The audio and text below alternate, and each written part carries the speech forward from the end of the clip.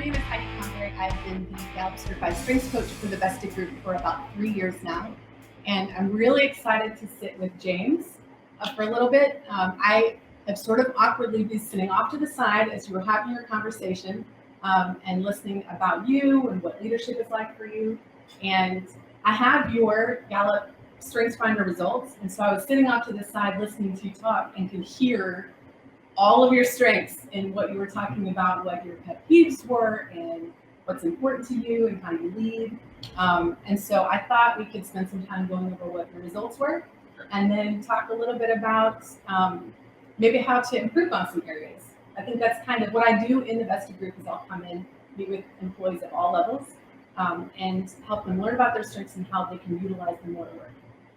But the idea of being not focusing so much on what our weaknesses are or what we're not great at, but putting more of our effort and emphasis on what we excel in naturally.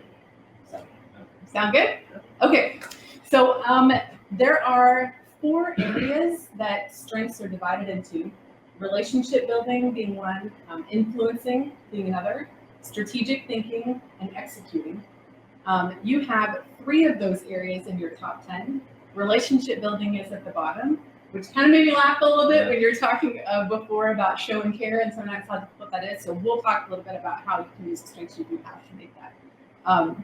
But you are really dominant in influencing strengths, and that is actually the least common group of strengths that there are. So nice work. I thought your competition would really enjoy that. Yes. Okay, so the first strength that you have as your strongest is self-assurance. I kind of describe self-assurance as being really about intuition. So it's kind of this internal compass that allows you to be really assured on what it is that you're doing, right? You kind of can walk into a room, you feel really confident about what you know. You know what you know, you know what you don't know, right? So what's it like to kind of have that internal compass? Have you always felt that in the workplace? It sounds kind of arrogant to say that, but yeah. I mean, I guess I always feel, or at least it's something that I have got experience in. I always have a pretty good feeling of confidence that I feel confident to rely on myself and make decisions on whatever. Yeah. That area. It is, a lot of us will feel a little arrogant and strange to talk about because we don't talk about our talent, right? We usually talk about what we need to improve upon, so it feels boastful. Right. But self-assurance is it's one of the rarest of all 34 strengths. So for it to be number 1 is kind of a big deal. And I think people who have self-assurance, when they come into the workplace, that's probably a strength that others really know about you, but don't necessarily have a word for. If you come in and say, this is the area the direction we're gonna go in, and this is why, your self-assurance probably comes out the most then, and people feel comfortable in that. It's a confidence of, okay, James clearly knows exactly where we're going and what we're doing, so we're gonna go with him, right? It's got that influential kind of push to it. So competition was your number 2. It's one of my most favorite, actually, as a strength because it's so easy to understand. There's no, self-assurance could be kind of, there's some depth to it. Like it's really, you got to think about it for a little bit. Competition is not. It's just about the win. Yeah.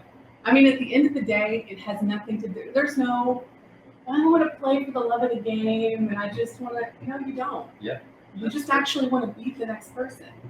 So how early could you feel that? I mean, can you go back to like childhood and really remember having that competitive drive? Yes, definitely. We played a lot of games as a kid with the grandparents and parents and stuff, and I definitely, as long as I can remember playing games, I definitely wanted to win, and I was a little upset if I didn't.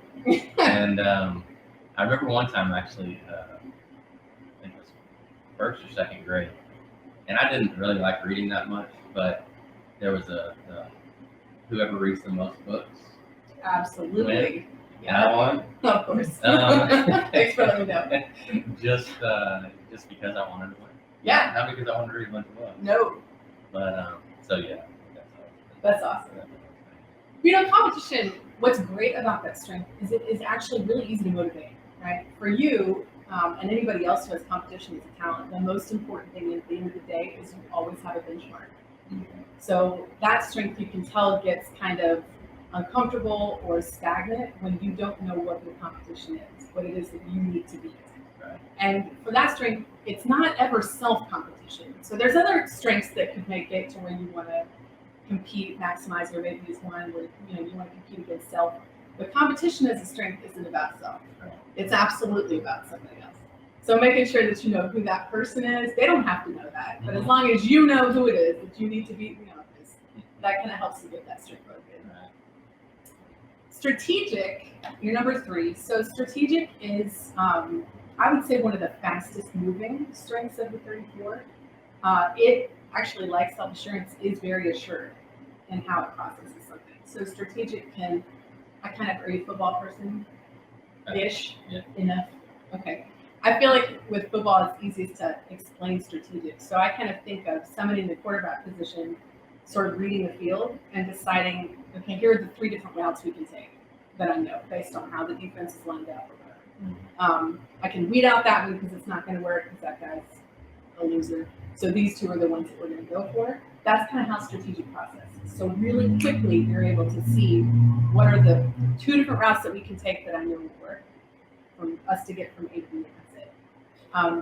I'm curious, have you ever gotten feedback from employees or colleagues asking you to explain your thought process to them in some way? Yes, definitely. Yeah, and a lot of times, just having a conversation on Monday, it's sometimes difficult to explain. It's Yeah. I said, well, it's just a feel. Yeah. And a lot of times it's difficult to put into words. I think a lot of times it's the self-assurance part. Assuring them, hey, this really is. I can't explain every little detail around why this is the right way to go. You just need to go with But it. this is the right way to go. Mm-hmm. And so, yeah. That combo that you have of self-assurance and strategic, that's pretty boss, those 2 together. I think strategic is exactly what you're talking about. It's all of our strengths, they're like the end of your nose. They're so close to you that you can't, it's hard to explain them. It's hard to help others understand, your perspective of thinking, right? Because why doesn't everybody else kind of think that way? You said that a little bit earlier, like it'd be easier if everyone thought like I did, right? It would. But strategic, I think it moves so quickly, and then you couple that with self-assurance, right? And you just, in a second, gut instinct know, this way's going to work and this way's not. And I just need folks to jump on board and go. That would be those 2 strengths kind of pairing up together for you, I think. With strategic, I would sort of suggest every now and then challenging yourself to slow down and explain the thought process right after you have it, if you're able to.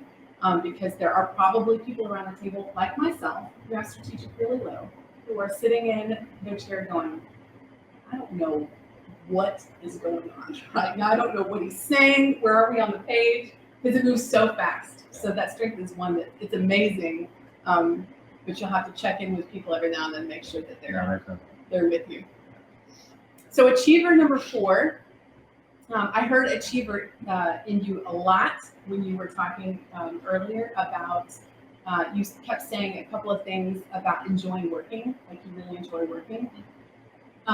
Achievers sometimes get a lot of flack, I think, for that specific strength. So that strength actually does. It really likes to work. It likes a full plate. It's uncomfortable when you're sitting on the couch. There are things that could be done and you're not doing it, right?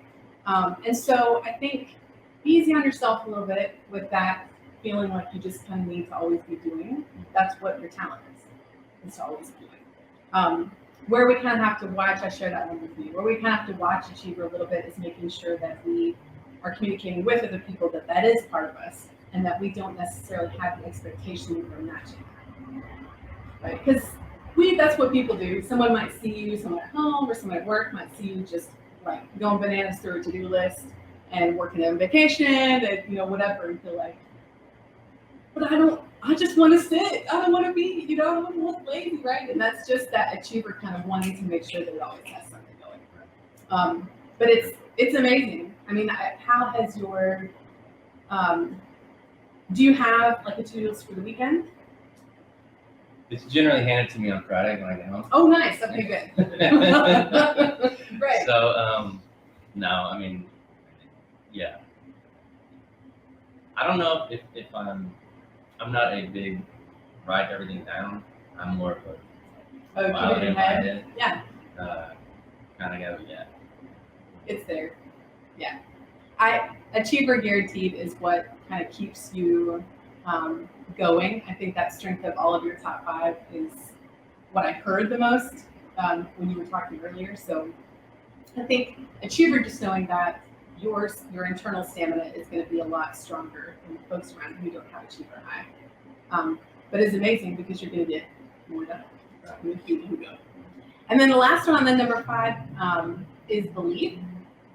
Belief and self-assurance are a little bit similar sometimes.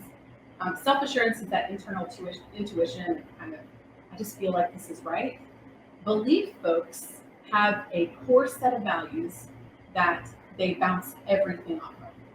So whatever it is, it could be a small decision, it could be a huge decision, but whatever it is, that's, if it doesn't mesh with that, with what that belief system is, it's just not going to be. And most people, I think, have belief, those around you know what some of those beliefs are for you, because you've communicated them at some point, or you've kind of made it known in some way that this is a non-negotiable. So you kind of talked a little bit with Cedric earlier about that, but what do you consider to be some of those non-negotiables?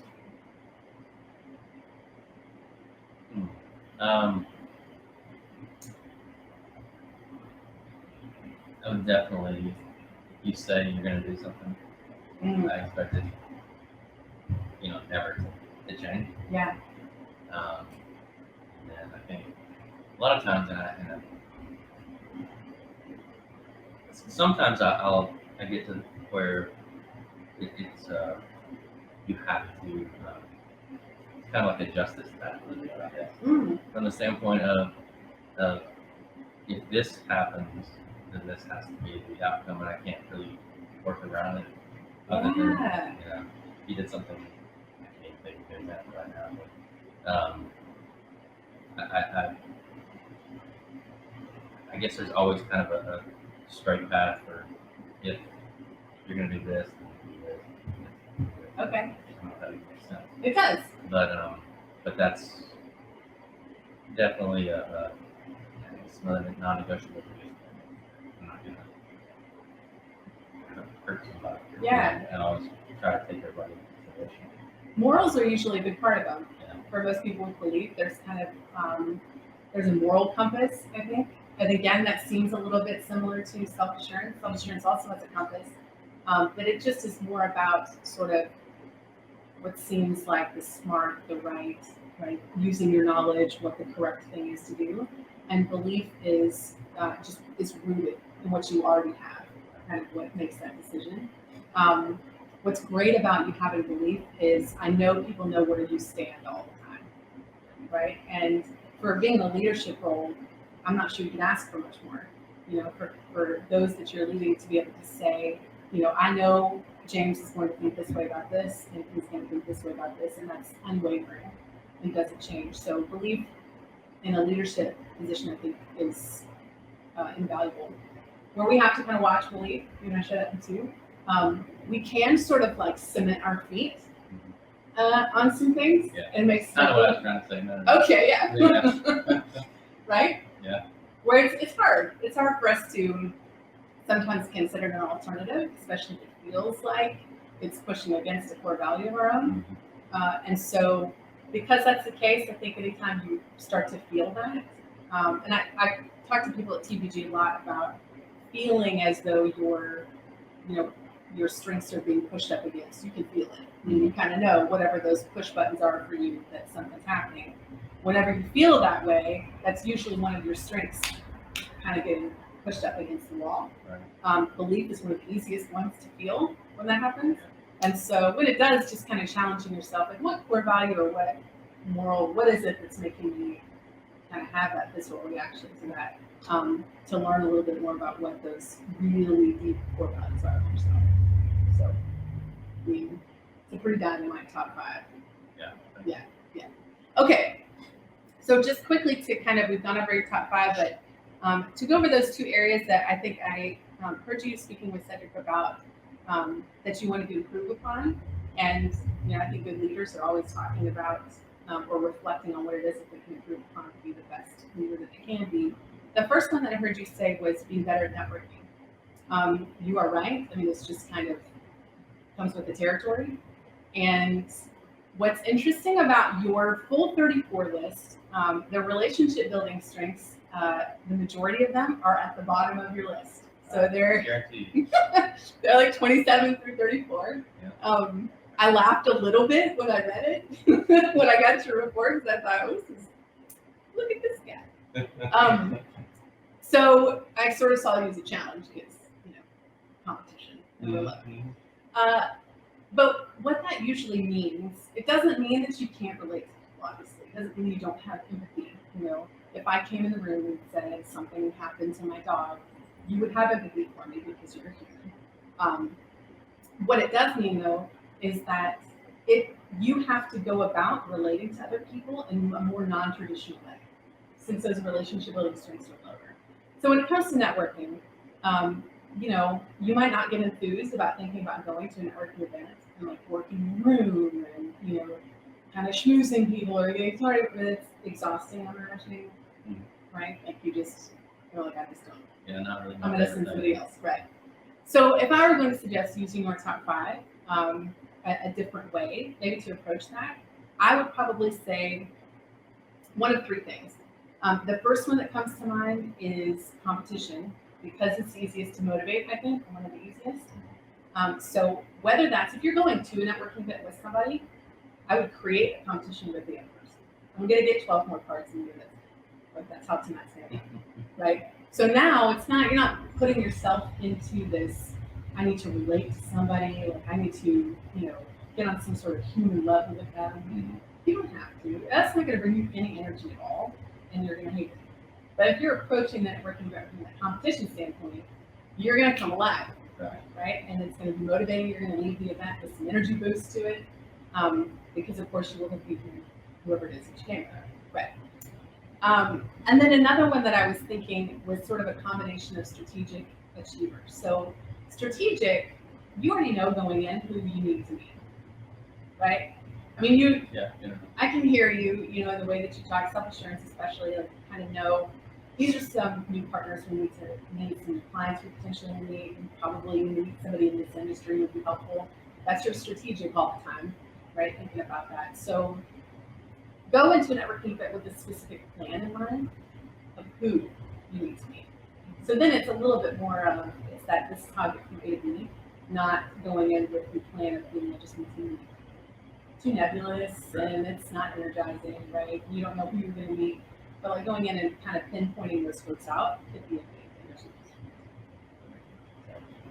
Hopefully that'll make it not as painful when you have to go to networking events. I actually don't, I kind of do the same thing in going to network events a little bit and use competition too, to try and win people. So, okay, the other one about taking your intensity down. What does that mean? I think more than anything, it's probably understanding that everybody's not me. Yeah. So I may, sometimes you can be so intense you may be intimidating, Yeah. and people kind of will not perform as well. Yeah. So I think it's just that in general. For the most part, it's just being able to take a deep breath, be a little bit more relaxed, I guess. Yeah. At least here, be more relaxed. Just to be able to better interact with some people like it, but others don't.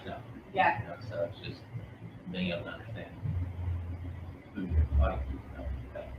Right. I think I agree.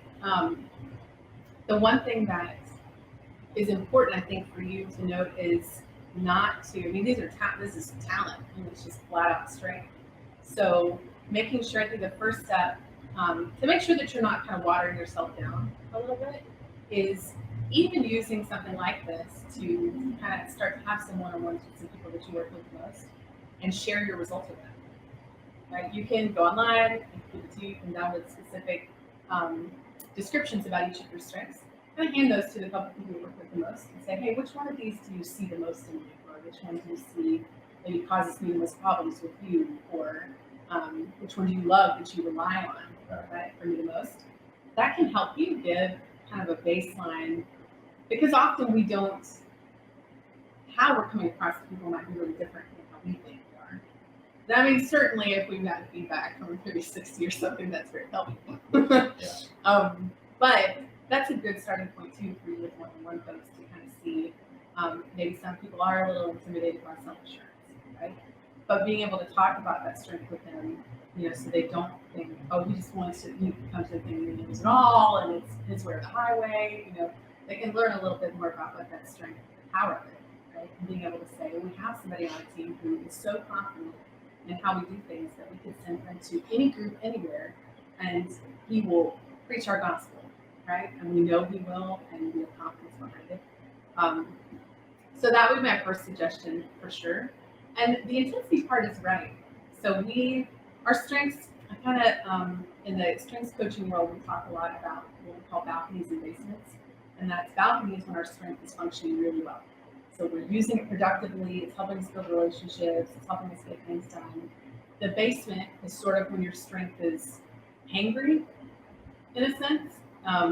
It's sort of out of control. Maybe you're in a situation that makes it nuts. And so it's understanding what those basements are a little bit to kind of help you hone it and use it for good. Right. But in regards to showing care, I think the first thing to do, like I said before, is to share your results. And then really, for those that you're closest with, knowing theirs, I mean, not to push sending the assessment out to a bunch of people, but it takes a lot of guesswork, I think. Knowing what their strengths are, to be able to look and say, okay, I don't have to try and figure out what motivates them or what they need. It's just what they need. Right. So I can figure out how to use my own strengths to, get that need of theirs taken care of, without forcing yourself into a mold that isn't right.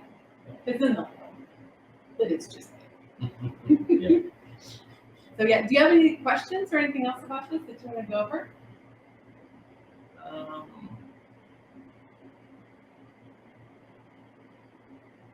And I've not looked at it.